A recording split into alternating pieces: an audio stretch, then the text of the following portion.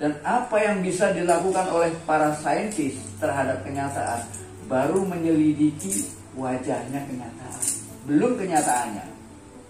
Ya, yang diselidiki oleh saintis baru realitas eksternal, belum realitas yang sebenarnya. Nah, realitas yang sebenarnya ini bisa disebut kenyataan itu sendiri atau Tuhan itu sendiri. Karena Tuhan dan kenyataan itu gak jauh beda. Yang seringkali menyebut Tuhan dengan kenyataan. Nah, kenyataan yang dipahami orang spiritualitas dengan orang-orang agama beda.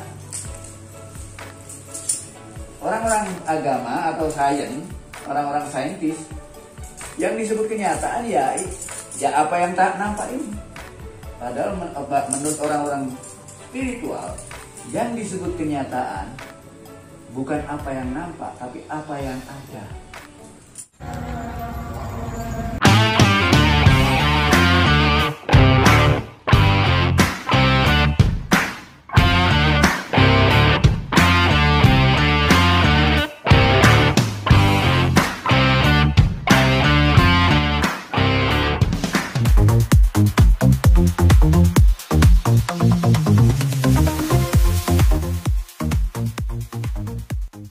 Salam cerdas selaras, para pecinta Hyang Weldo TV dan para tandapan di mana saja berada di seluruh alam semesta, baik yang ada di alam skala maupun yang ada di alam niskala. Bertemu kembali dengan saya Hyang Weldo, pengelola channel khusus spiritualitas, channel khusus bagi kamu semua yang ingin merdeka. Bebas merdeka dari penjajahan dan perbudakan pikiran dan egomu sendiri yang selama ini selalu mengaku sebagai dirimu. Oleh karena itu, bagi kamu yang masih sayang dan takut kehilangan sistem keyakinan agamamu, tidak perlu mengikuti kajian spiritual Hyang Weldo ini. Salam cerdas selaras. Spiritualitas adalah jalan kembali. Hyang Weldo hanya membantumu untuk menjadi merdeka dari pikiranmu, untuk menjadi bebas dari keyakinan yang membuatmu menjadi bodoh dan menolak untuk mengenal kebenaran yang sebenarnya, yaitu kenyataan yang sebenarnya. Kebenaran yang kamu yakini saat ini hanyalah produk dari pikiranmu semata. Spiritualitas hanya mengantarkanmu kembali kepada kemurnianmu, kembali kepada kesejatianmu sendiri, menjadi substansi absolut yang sebenarnya, tanpa pikiran, tanpa keyakinan, tanpa pengetahuan buatan dari pikiranmu, menjadi merdeka, menjadi moksha, menjadi fitri tercerahkan, sehingga kamu bisa membedakan kenyataan dari pernyataan-pernyataan siapapun, sehingga kamu bisa bebas dari pernyataan sesat yang menyesatkan dari siapapun, baik dari para penganut agama, para penganut sains, para penganut ideologi, para penganut filsafat, maupun para penganut kebudayaan ataupun para penganut spiritualisme. Bincang-bincang santai tentang masalah yang yang dianggap tidak masalah. Iya. Ya kan? Nah, bahkan masalah ini dari dulu sampai sekarang tetap ada. Seolah-olah seperti tidak ada kejelasan. Masing-masing penganut merasa benar sendiri. Ya. Bukan hanya di wilayah yang berlainan agama, bahkan berlainan sekte di dalam satu agama pun juga bisa terjadi pertengkaran, perdebatan. Ya, tapi yang perlu diketahui, orang-orang ini belum bisa membedakan antara spiritualitas dengan agama. Belum bisa membedakan ya, antara spiritualitas dengan agama. Orang-orang selalu melihat Nabi Muhammad, Tuhan Yesus, Dewa Kresna, ya, atau Kristen, Islam, Hindu, Buddha, itu hanya dilihat sebagai agama. Ini kesalahan.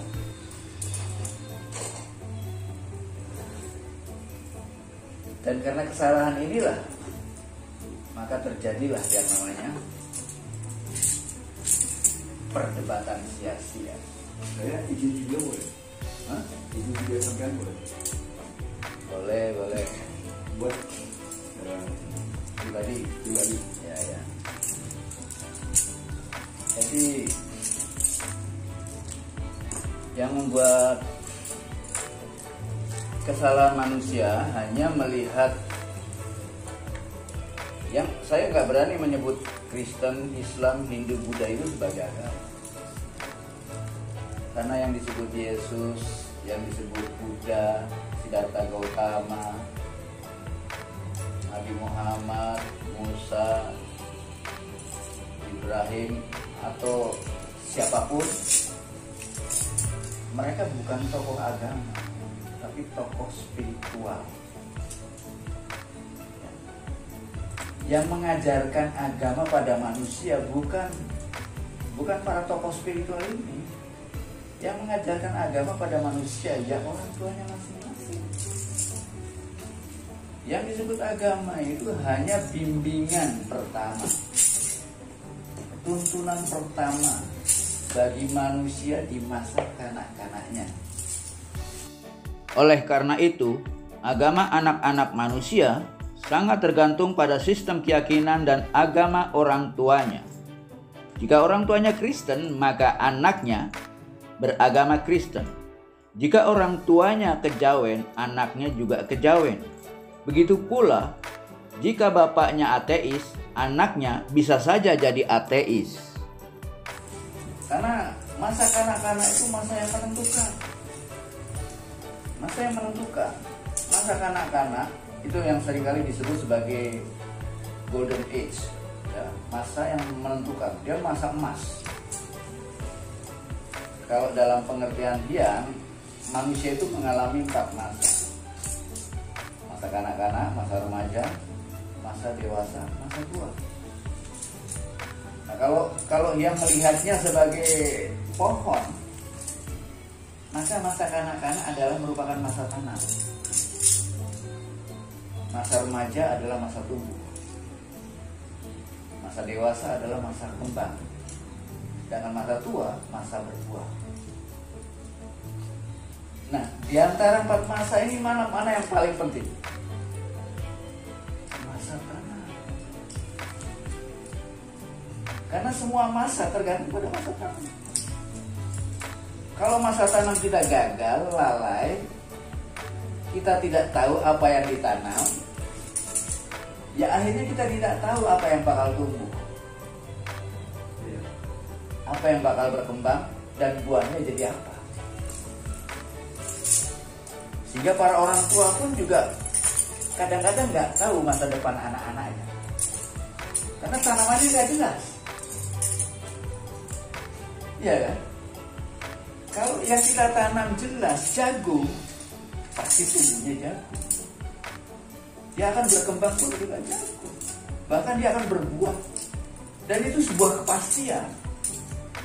Maka kalau orang tua mau menghargai masa tanam, masa anak-anaknya ini, di mana kita harus betul-betul menanamkan nilai-nilai yang betul-betul luhur.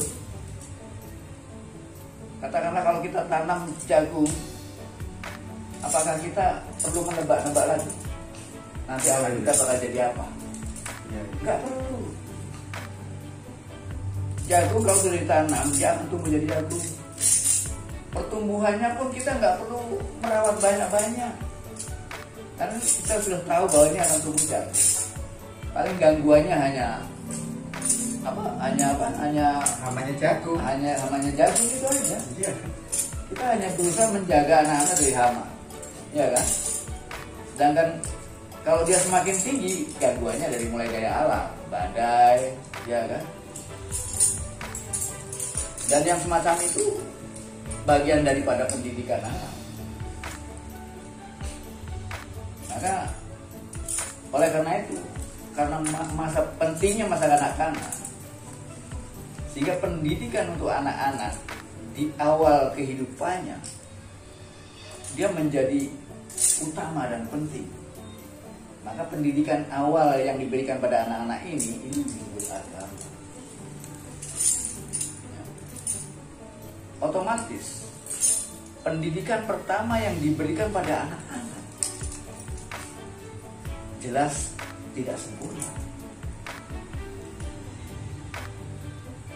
Kita hanya bisa memberikan bimbingan pada anak-anak yang sesuai dengan kebutuhannya,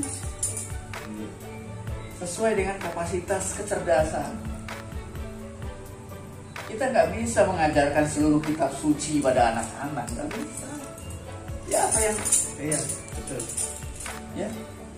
Maka agama sebagai bimbingan pertama ini nggak sempurna.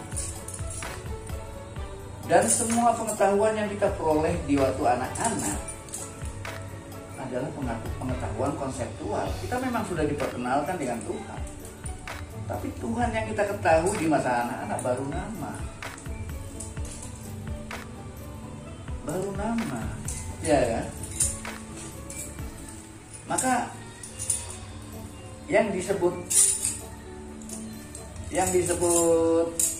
Yesus, Muhammad, Siddhartha Gautama, Zarathustra dan lain sebagainya, dia adalah tokoh spiritual. Biasa. Ya, tokoh spiritual itu berarti tokoh yang memang sudah mampu menembus seluruh dimensi. Iya, sudah menembus. Dia menjadi orang yang tercerahkan. Orang yang tercerahkan. Dia orang yang dekat dengan Tuhan, bahkan bukan dekat lagi. Kalau kita ingin berkenalan dengan Tuhan, jumpai Yesus, jumpai Muhammad, jumpai Buddha. Karena wujudnya Tuhan adalah Yesus. Nah, kesalahannya orang Kristen apa? Menganggap Tuhan hanya Yesus saja. Itu kesalahannya. Menganggap Tuhan hanya, padahal Nabi Muhammad pun bisa disebut Tuhan. Semua bisa disebut Tuhan. Bedanya manusia dengan Tuhan apa? Bedanya ketika manusia itu mampu bebas, merdeka menjadi dirinya, menjadi diri yang sebenarnya, dia mampu mengendalikan seluruh nafsu dan egonya, dia sudah di kelas orang yang tercerahkan. Dia bisa disebut nabi, rasul, mesia, avatar, Buddha. Semua sebutan kemuliaan yang berbeda-beda sama ini. Sampean kalau saat ini pun mampu bebas dari ego, nafsu dan segala macam keterikatan, sampai gak jauh beda dengan Tuhan itu sendiri. Karena istilah Tuhan itu sebetulnya istilah yang nggak jauh beda dari bahasa Indonesia. Sebelumnya Tuhan itu merupakan bahasa baru, ya. Tuhan itu merupakan bahasa baru. Dia merupakan kata-kata baru. Sebelumnya Tuhan itu nggak ada di Indonesia. Kata Tuhan merupakan istilah baru dalam kekayaan khasanah bahasa di Nusantara ini. Karena istilah Tuhan atau God dalam bahasa Inggrisnya baru dikenal sesudah kedatangan seorang penginjil dari Eropa. Dalam dakwahnya ingin memperkenalkan God atau Tuhan untuk membedakannya dengan Lord atau Tuan kepada bangsa-bangsa di Nusantara ini. Sebelumnya, sistem keyakinan spiritual di Nusantara hanya mengenal konsep Gusti dan Kawulo. Tuhan, orang membacanya bukan Tuhan, tapi Tuan. Ya. Maka yang ada hanya budak dan tuan, slave and master. Jadi Tuhan dulu bacanya tuan, sama dengan tahu. Kalau pengetahuan itu bacanya apa? Tahu kan? Sampai yang tahu, padahal tulisannya kan tahu. Tapi kita kan nggak bilang, oh sampai yang tahu gitu kan nggak. Tapi sampai yang tahu. Semua orang pasti tahu. Nah, dalam bahasa Jawa, dalam bahasa Indonesia, bahkan bahasa Perancis, huruf H itu hilang. Ya. Di Di Perancis saja hotel jadi hotel. Huruf H hilang.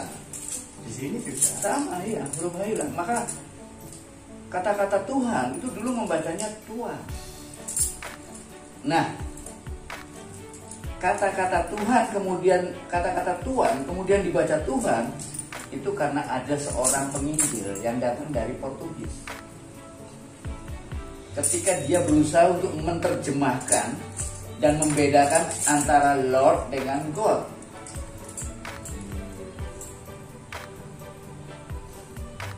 Antara Lord dengan God.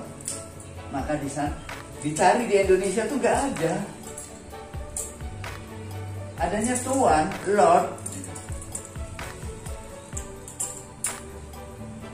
Lalu untuk Tuhannya gak ada. Memang dalam bahasa kita gak ada. Dalam bahasa Jawa adanya Gusti, sama dengan Lord. Maka seperti dia punya ide, Tuhan ini dari kata-kata Tuhan yang sama, tapi hanya ikut dibaca Tuhan. Dan semenjak itulah muncul kata-kata baru. Dari kata-kata yang sama tapi memiliki makna yang berbeda. Disitulah muncul pengertian Tuhan. Hanya untuk ingin menerjemahkan untuk membedakan mana Lord dengan God. Jadi kita bagi orang Indonesia kita disebut Tuhan itu nggak ada bedanya.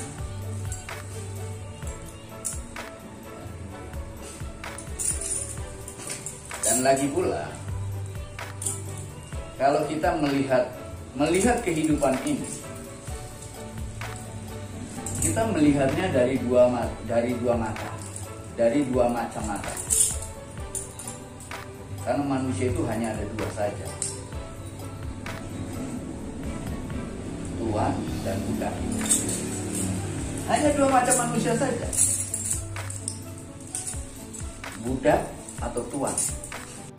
Konsep Tuhan dan budak atau Gusti dan Kawulo merupakan inti ajaran spiritual leluhur di Nusantara yang kemudian disalahgunakan oleh pihak keraton-keraton di Nusantara untuk membedakan secara politis perbedaan raja-raja atau keluarga raja sebagai Gusti dan rakyat sebagai Kawulo, di mana keberadaan raja atau keluarga raja sangat berdaulat dan seluruh Kawulo sama sekali tidak memiliki daulat apapun. Yang ada bagi Kawulo hanya melakukan pengabdian kepada raja-raja. Sesungguhnya konsep manunggaling Kawulo Gusti bukan merupakan doktrin manunggalnya Kawulo atau rakyat yang secara total harus mengabdi kepada raja-rajanya atau gustinya, melainkan merupakan inti ajaran spiritual di Nusantara sebagai bentuk manunggalnya diri ego yang harus tunduk patuh mengabdi kepada jati dirinya yang sebenarnya. Apa yang disebut budak? Selama kita masih belum sadar siapa diri kita yang sebenarnya, selama kita masih dijajah dan dipengaruhi oleh pikiran, selama itu kita menjadi budak. Ini yang dalam ajaran Hindu disebut Sudra. Sedangkan orang yang sudah merdeka, orang yang sudah bebas, mampu mengendalikan seluruh potensi yang ada di dalam dirinya, dia mampu menjadi tuan bagi seluruh kekuatan yang ada di dalam dirinya, maka dia disebut tuan, master. Nah, dua macam manusia ini cara melihat kehidupan berbeda. Kayak di Islam itu ya, persis yang dikatakan konsepnya ya cuman ulama atau umaro. Kalau umaro ya rakyat. Kalau ulama itu politis. Ya. Kalau di bawah murid lah, santri yang umaro. Ulama tuannya yang tahu.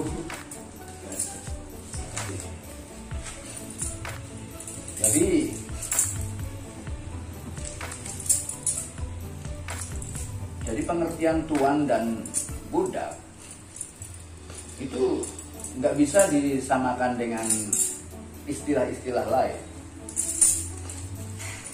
Kalau dalam Hindu itu ada istilah Sudra, orang sudah mampu menguasai dirinya, dia disebut Brahmana. Jadi sama sekali tidak ada persamaan makna dengan istilah ulama atau umaro. Melainkan bagaimana seharusnya pikiran dan ego sebagai kawulo atau budak yang harus tunduk patuh mengabdi kepada jati diri, kepada batinnya sebagai gustinya. Maka di sana ada 4 proses. Ada 4 proses. Kondisi awalnya adalah manusia belum menyadari bahwa dirinya terjajah oleh pikirannya. Inilah yang disebut sebagai budak. Pada saat manusia mulai mengetahui bahwa dirinya dipenjara oleh pikirannya, inilah proses di tingkat waisa, mulai menyadari bahwa dirinya dipenjara. Dan manakala manusia mulai sadar bahwa jalan satu-satunya untuk merdeka adalah melakukan perlawanan. Nah, posisi di sini manusia sudah mencapai pada tingkat harus melakukan perlawanan. Inilah yang disebut dengan tingkat kesatria. Dan pada saat manusia mencapai kemenangan dalam perang melawan pikiran, ego, dan seluruh nafsu-nafsunya, disebut Brahmana. Jenjang inilah yang disebut sebagai jenjang tertinggi di mana manusia telah mencapai kemerdekaan. Merdeka dari pikiran, ego, dan segala nafsu-nafsunya. Inilah yang disebut sebagai tingkat Brahmana, tercerahkan. Oleh karena itu, dalam perspektif spiritual, hanya ada 2 macam manusia saja dengan kualitas yang berbeda. Ada manusia budak atau manusia sudra, dan ada manusia Brahmana atau manusia gusti, manusia tuan atau Tuhan. Sedangkan budak yang ingin merdeka harus mampu menjadi kesatria, melakukan perlawanan terhadap dirinya sendiri. Jadi manusia itu hanya ada 2 macam. Maka cara dia melihat kehidupan pun ada 2 versi. Orang-orang yang masih diperbudak, apapun yang dia lihat ilusi, karena dia melihatnya dari pikiran. Karena dia melihatnya dari pikiran. Sedangkan orang-orang yang sudah bebas, merdeka, orang-orang yang sudah mampu menjadi dirinya sendiri, dia bebas dari pikirannya. Maka dia mampu melihat kenyataan ini apa adanya, tanpa pikiran, tanpa konsep apapun. Ya, jadi perbedaannya tuan dengan budak itu bisa disamakan dengan anak-anak dan orang tua. Makanya yang tuh selalu menyebutnya apa? Manusia itu mengalami 4 masa: anak-anak, remaja, dewasa, tua. Makanya kan ada bahasa, ini bahasa spiritual dengan bahasa religi itu beda. Bedanya apa? Bedanya hanya maknanya. Bahasa yang dipakai sama, maknanya beda. Ya, kita gunakan bahasa yang sama dengan makna yang beda. Masing-masing pihak mungkin bisa memahami apa yang dikatakan, tapi masing-masing nggak tahu makna yang dimaksud. Ya. Maka yang tahu pasti yang sama, yang setara. Contoh ya, kata-kata sadar yang dipahami orang-orang biasa dengan orang-orang spiritual beda. Kenyataan yang dipahami oleh orang-orang biasa dengan orang-orang yang sudah merdeka beda. Tuhan yang dipahami oleh orang-orang yang masih di tingkat agama dengan tingkat spiritual beda. Ya, kata-katanya sama, tapi maknanya beda. Nah, satu contoh gini. Ini orang dewasa, kalau ketemu sama orang dewasa mungkin ceritanya dewasa. Anak-anak pun juga mendengar, tapi tapi makna yang ditangkap akan berbeda. Misalnya orang dewasa cerita nih, wah tadi malam saya main sama istri saya misalnya, sampai 3 jam misalnya. Iya. Nah, kata-kata main ini kan sama dengan apa yang dipahami anak-anak. Tapi anak-anak kan nggak tahu main yang dimaksud orang dewasa sebenarnya. Nah, kerahasiaan di tingkat ini tetap tersembunyi. Iya. Ya, sekalipun kita bercerita tetap tersembunyi. Anak-anak tetap pada pahamnya. Wah, orang tuaku main apa nih? Mungkin anaknya ikut nimbrung, saya juga kemarin main pak. Iya. Nah, tapi udah beda. Dan orang tua maklumi keterbatasan mereka. Tapi mereka terasa sudah tahu. Oh iya. Anak-anak merasa sudah tahu juga, padahal belum tahu apa-apa. Iya. Dia masih sebatas bahasa. Belum ada kedalaman apa-apa. Dia enggak bermain dengan pikirannya. Umpama, mungkin kalau malam main bola umpamanya. main Jadi bola, dia akan, main tahu dapur. aku sudah bisa main ini. Nah, kan nebak-nebak ya. Nebak-nebak. Begitulah yang sering dibahas oleh para penganut agama, para penganut saintisme, para penganut filsafat, para penganut ideologis tentang Tuhan atau tentang kenyataan yang sebenarnya. Mereka hanya bisa menebak-nebak, menduga-duga. Sains hanya mereka gunakan untuk memperalat dan membenarkan keyakinan mereka sendiri. Tetapi sesungguhnya mereka belum tahu apa-apa tentang Tuhan, tentang kenyataan yang sebenarnya, kecuali hanya konsep-konsep, hanya teori, dengan segala macam praduga dan prasangka, yang semuanya hanyalah produk pikiran semata. Begitupun ketika anak-anak bicara main gitu, kita kadang-kadang juga bingung, main udah lebih spiritual lah. Kok udah ngomong gitu lah. Kadang-kadang kita ngukur menurut ukuran kita juga gitu kan. Iya, bisa. Ya kan, pikirnya kita anak kecil udah ngerti spiritual lah. Karena menggunakan bahasa yang sama. Oh iya. Maknanya beda ya. Iya. Nah, seperti itu. Jadi tetap ketika kita bicara masalah spiritualitas, tetap kerahasiaannya tetap terjaga. Kalau orang-orang agama mengatakan, masalah spiritual itu nggak boleh dibicarakan di nggak apa. Karena apa? Yang bicara kayak gini masih udah. Bahwa kita bicara udah tersembunyi dengan sendirinya melalui bahasa. Iya. Bebas. Nah, sekalipun kita menjelaskannya, dia tidak akan pernah bisa. Ya, menjelaskan Tuhan pada anak-anak sama dengan kita menjelaskan cahaya pada orang buta. Iya. Sama menjelaskan cahaya pada orang buta. Sama menjelaskan tentang lagu-lagu pada orang tuli. Jadi spiritualitas ini satu keharusan buat kita. Agama adalah merupakan tuntunan awal. Dia merupakan tuntunan awal buat kita, ya, di waktu kanak-kanak. Dan tuntunan awal yang diberikan pada orang tua pada anak-anaknya jelas berbeda pada saat remaja dan pada saat dewasa ataupun tua. Sehingga sistem keyakinan yang tumbuh juga berbeda. Maka perbedaannya di mana? Semua sama-sama punya keyakinan. Keyakinan itu berkembang.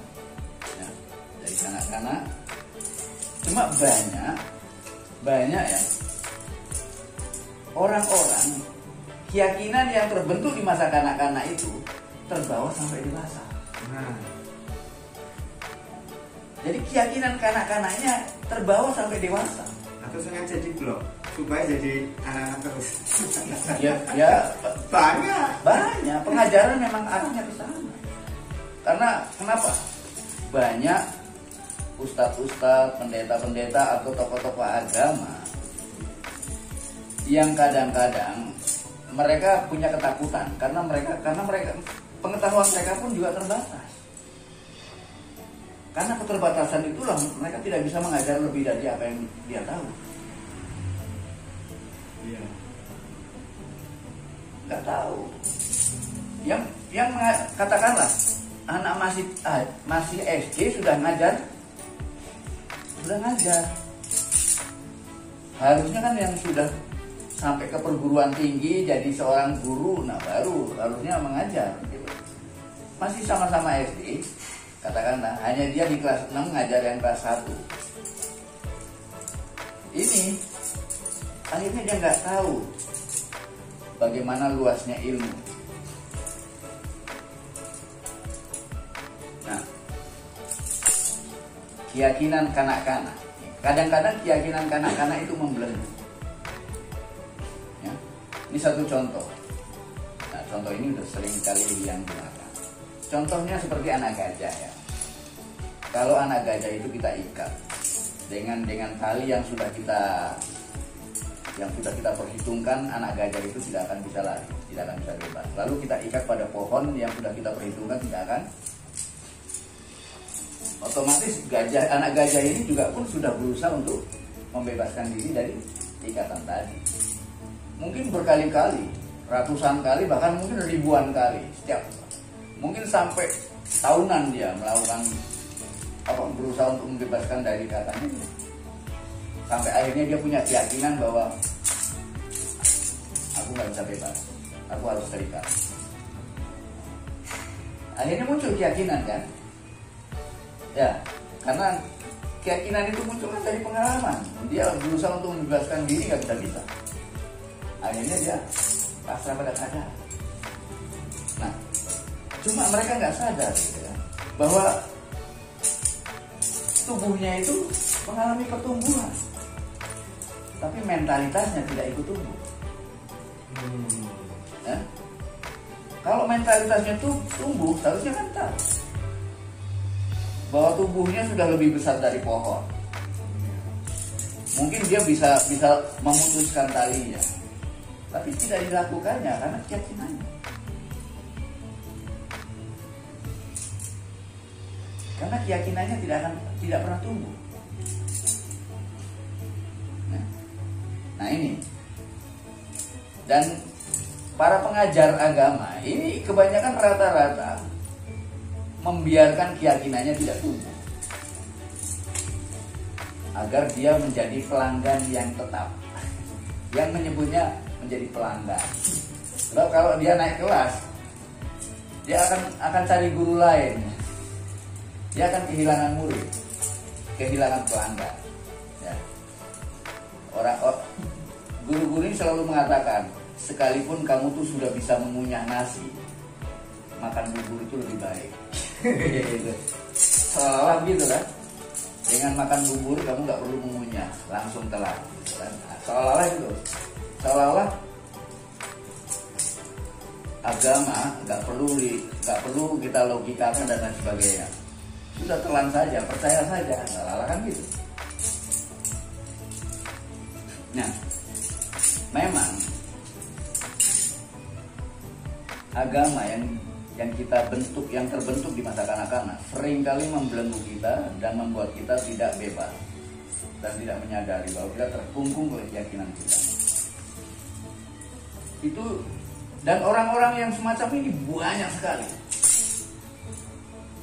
Hampir seluruh penganut agama terikat. Jika Hyang Wedo katakan seluruh penganut agama, artinya seluruh penganut keyakinan tertentu, seperti misalnya seluruh para penganut saintisme, penganut filsafat, penganut ideologi, maupun para penganut agama secara formal. Semuanya adalah penganut agama. Semuanya berpegang pada keyakinan yang mereka dapat dari pikiran mereka sendiri. Hampir semuanya. Tapi tidak bisa dipungkiri. Apa yang dikatakan yang tadi itu gambarannya gini ya. Dia pada fase itu terus anak gajah itu. Iya. Meskipun dia berkembang besar, tapi karena dia dicukupi apa yang dia butuhkan secara naluri, mentalitasnya, atau dia nggak nyadar kalau terus ngapain saya harus keluar. Iya karena itu. Satu contoh aja kita aja.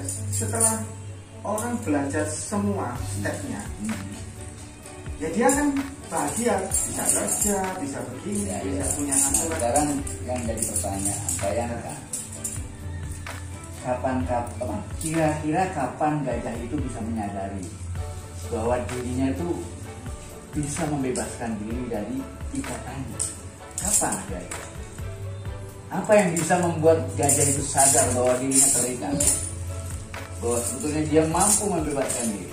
Apa yang bisa membuat gajah itu sadar adalah bencana. Oh, masuk. Adalah bencana. Tanpa adanya bencana tidak akan ada kesadaran. Misalnya terjadi kebakaran. Iya, betul. Ya? Siapa yang mau nolong? Siapa mau nolong? Akhirnya dia berusaha dia mungkin sebisa-bisanya untuk lari. Akhirnya putus. Ketika putus dia heran. Oh iya. Kok aku sekuat itu, dulunya sudah saya lakukan berkali-kali. Oh enteng sekali. Masuk. Nah, ya ini sebuah metafor bahwa manusia mulai menyadari diri setelah bencana menimpa hidupnya berkali-kali. Ya. Maka keyakinan manusia itu tumbuh. Keyakinan yang ditanam di masa kanak-kanak sederhana banget. Gimana orang tua kalau ingin menjaga anaknya agar selamat, apa yang ditanamkan pada masa kanak-kanak? Ya, ditakut-takuti. Nah, betul. Udah itu aja. Ada takut-takuti. Karena nggak ada cara lain. Jangan ke jalan, nanti kamu kena tabrak mobil. Jangan jauh-jauh, kamu nanti diculik orang. Di rumah saja. Ya memang harus begitu. Kalau enggak ya akan celaka kita. Bisa jalan sendirian kemana-mana, celaka enggak? Maka bimbingan agama di tingkat pertama memang menakut-nakuti. Memang harus seperti itu yang bisa kita lakukan pada anak-anak yang belum memiliki kesadaran, yang belum mengetahui bahaya. Anak-anak kok tahu bahaya? Enggak tahu. Disuruh makan aja kadang-kadang sulit, disuruh tidur sulit. Makanya ajarannya ya selalu ditakut-takuti sama diiming-imingi. Iya. Kalau dia mau menjalankan dikasih hadiah. Kalau dia nggak mau dihukum. Surga dan neraka itu hanya merupakan cara menakut-nakuti dan mengiming-imingi. Itu memang cara pendidikan di tingkat anak. Jadi sistem keyakinan yang tumbuh di masa kanak-kanak itu karena dibentuk oleh ketakutan. Maka sistem keyakinan semacam ini harus dirubah di masa remajanya. Sehingga di tingkat remaja keyakinannya harus berubah. Bukan lagi keyakinannya harus tumbuh terbentuk bukan oleh ketakutan, tapi oleh kebutuhan.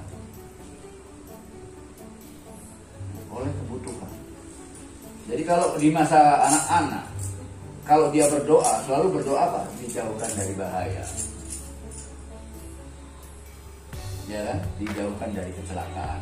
Semua doanya kan agar terhindar dari apa yang ditakuti. Tapi ketika dia sudah tumbuh keyakinannya, maka mungkin berdoanya sudah beda. Dia tidak lagi berdoa dijauhkan dari bahaya, tapi doa agar dia didekatkan pada kebaikan, pada kelimpahan, pada Tuhan. Udah enggak terpikir kan? Ini itu di tingkat remaja. Yang menyebutnya kanak-kanak, remaja, dewasa, tua. Tapi yang punya istilah sendiri. Nah di tingkat dewasa beda lagi keyakinannya. Nah di tingkat dewasa ini kehidupan manusia sudah mulai mengalami yang namanya gagal berhasil. Mungkin gagal lebih banyak daripada berhasil. Kalau di tingkat kanak-kanak idealismenya tinggi, bahkan bayangan kalau ditanya cita-citanya apa, wah kayaknya gampang sekali cita-cita. Di masa remaja itu masa transisi, di mana dia pertama kali bersosialisasi, bertemu dengan orang lain, terjadi pertengkaran. Di sana terjadi tabrakan nilai, ya, karena masing-masing anak memiliki latar belakang kehidupan orang tua yang berbeda-beda. Di sana terjadi tabrakan.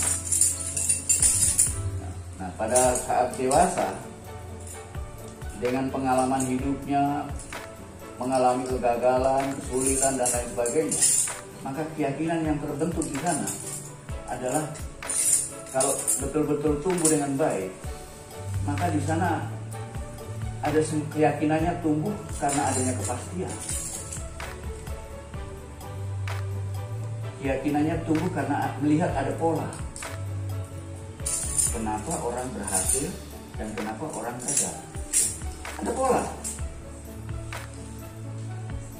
Sehingga keyakinannya tumbuh karena adanya pola. Bahwa yang namanya makan pasti kenyang. Jadi kalau kita makan, kita nggak butuh keyakinan lagi nanti kenyang atau tidak. Ya, karena ada pola di sana, ada sebuah kepastian. Ya, di dalam proses hasil itu sudah ada. Ya, ada kepastian.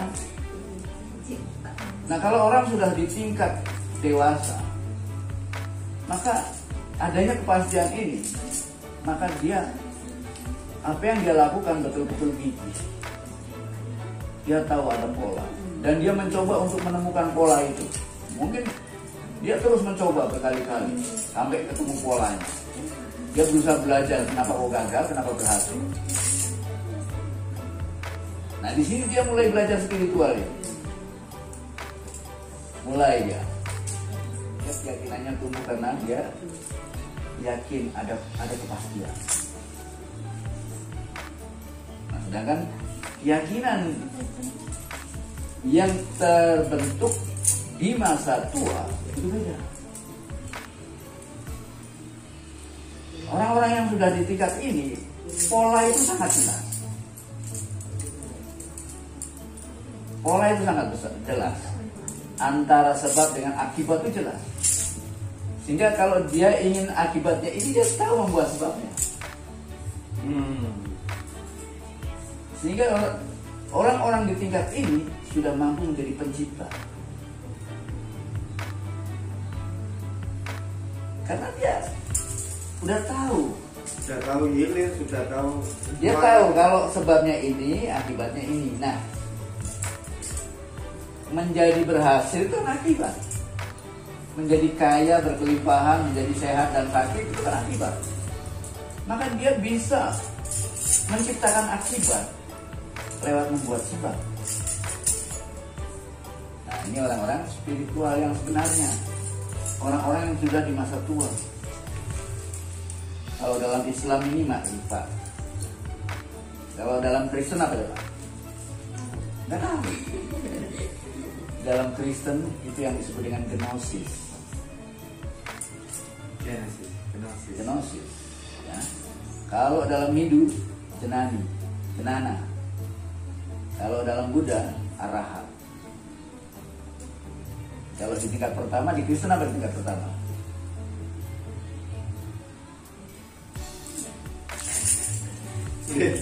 Di tingkat pertama itu sciences. Tingkat kedua apa? Metodis. Tingkat ketiga esensis. Tingkat keempat gnosis. Kalau Islam tingkat pertama syariat. Tingkat kedua torekot. Tingkat ketiga hakikat. Tingkat keempat nggak tahu gitu, memang nggak tahu ternyata. Dan banyak orang Kristen nggak tahu. Kalau di Hindu karma marga, bakti marga, raja marga, jenana marga. Di Buddha Ignasu, Sadaka, Aruda, Araha, semua sama. Kalau yang nyebutnya apa? simpelnya yang punya anak-anak, remaja, dewasa, tua gitu. Di tingkat pertama yang menyebutnya struktural aksiologis, itu di jenjang kanak-kanak. Kedua, metodikal praktis, itu di jenjang remaja. Dan ketiga, esensial epistemologis, itu ada di jenjang dewasa.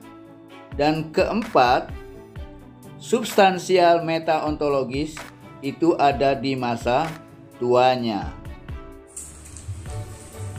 Sama, ya. Semua ajaran itu sama, ya. Semua ajaran, kalau kadang-kadang orang bingung bahwa ajaran itu ciptaan manusia atau Tuhan. Ada orang yang mengatakan itu dari Tuhan, itu pun juga salah. Ada yang mengatakan itu ciptaan manusia, itu malah salah besar. Karena Tuhan nggak mengajarkan apa-apa. Tuhan hanya memperlihatkan kehidupan ini apa adanya. Kehidupan apa adanya ini penuh dengan pelajaran kalau kita mau mengamati. Tuhan nggak butuh mengajarkan apa-apa lagi. Tuhan hanya lihatlah dirimu. Dalam dirimu ada pengetahuan. Lihatlah dalam kenyataan ini. Dalam kenyataan ini ada pengetahuan. Sains, apa yang dipelajari sains? Ya kenyataan. Seluruh agama itu sumbernya adalah kenyataan. Dan yang diselidiki oleh sains adalah kenyataan. Orang-orang spiritualitas mampu menembus kenyataan berdasarkan laku, berdasarkan perjalanan. Sedangkan para saintis, mereka berusaha untuk mengeksplorasi kenyataan lewat penyelidikan. Dan apa yang bisa dilakukan oleh para saintis terhadap kenyataan baru menyelidiki wajahnya kenyataan, belum kenyataannya. Ya, yang diselidiki oleh saintis baru realitas eksternal, belum realitas yang sebenarnya.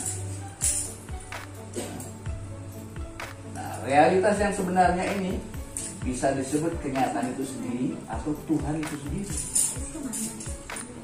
Karena Tuhan dan kenyataan itu nggak jauh beda. Yang seringkali menyebut Tuhan dengan kenyataan.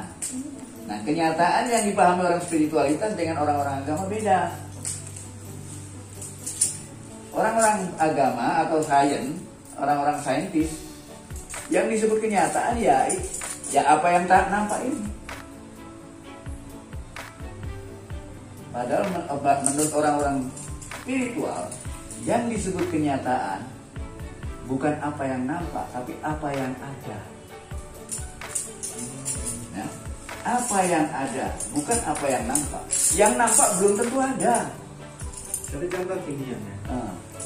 Kalau sayang, sayang ya. Ya sayang. Sayang itu simpel aja. Yang bikin nyata adalah mata. Ya. Kalau spiritual apa yang dilihat oleh mata, ya, barulah wajah.